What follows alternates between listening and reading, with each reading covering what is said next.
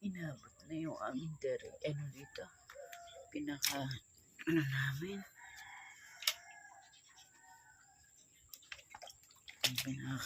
Ang namin terrace inabot na.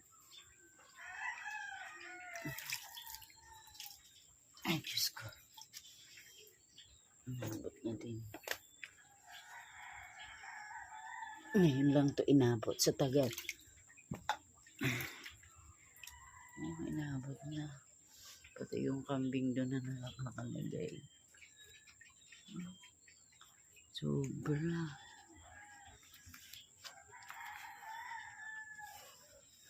Ang lakas ng